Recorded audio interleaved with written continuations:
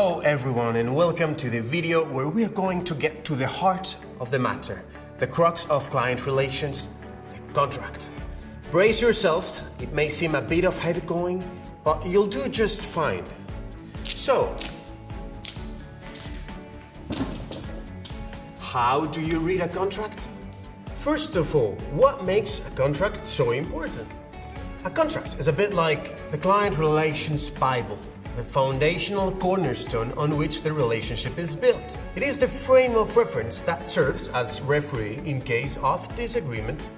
It sets out each party's agreements and responsibilities and establishes the rules of what to do and not to do. It also defines the financial mechanisms in place for a given period and thus determines future income for Sodexo. And finally, it determines the level of our involvement and services that Sodexo is to provide, where involvement begins and where it terminates. To sum up, the Sodexo contract is a bit like a marriage contract. To make it work, both parties need to agree, and there can be no secrets, no matter how tiny.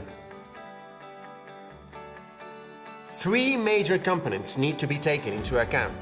The legal aspect determines the contractual elements, the general conditions, etc.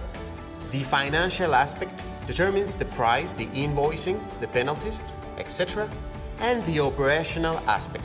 It sets out the scope and level of services, what, where, when, how much or how often.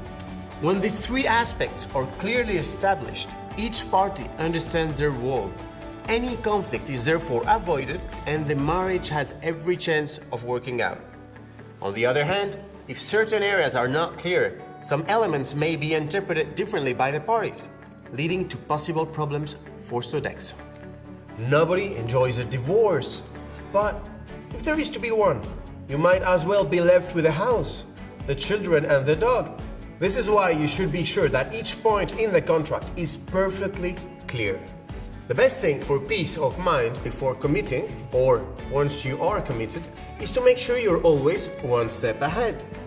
The difference here is that the stakes are a bit more complex than deciding on which side of the bed you're going to be sleeping over the next 20 years. But, like in any relationship, reassessment and anticipation are absolute key. The first way to remain without reproach is to verify your scope of work, SOW. Is it clearly stated which services are to be provided and where? What about service level agreements, especially the frequencies related to the scopes of work? Are they detailed and specific?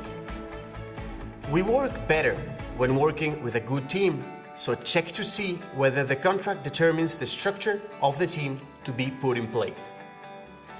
Do sales volumes remain constant? If not, should you change your invoicing? Rates are usually based on volumes. Have these volumes been measured and clearly stated and verified? If not, how can you use this situation to your advantage? Are the roles and responsibilities between Sodexo and client crystal clear?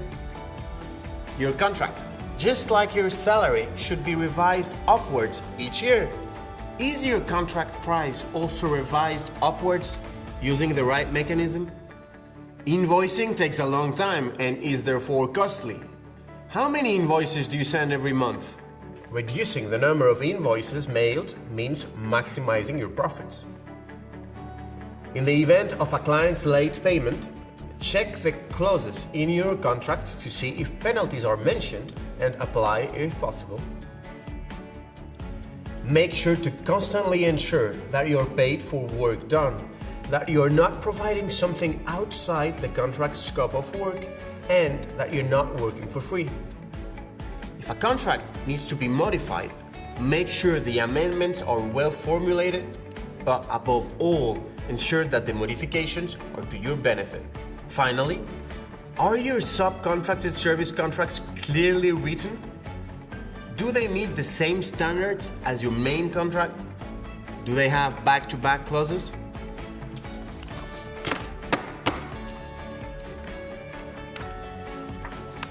Checking the contract. The answers to these questions should be found in the contract agreed with your customer, and it is important not to have any gray areas. Begin by reading through the contract to be sure you thoroughly understand it. List Sodexo's commitments and promises to the client on one side and the customer's commitments and promises to Sodexo on the other. Then review using a CROG, Contract Risks and Opportunities Grid, to draw up a clear conclusion. At the end of this process, you should have a clear view of your scope of work, service level agreement, as well as of the risks and opportunities. There are 6 major areas where often there are gaps. Verify them well. Thank you for your attention. You now have all the necessary information for making fantastically successful professional marriages. Do not forget, nothing in marriage is simple, but when it's successful, it is pure joy. Thank you, everyone.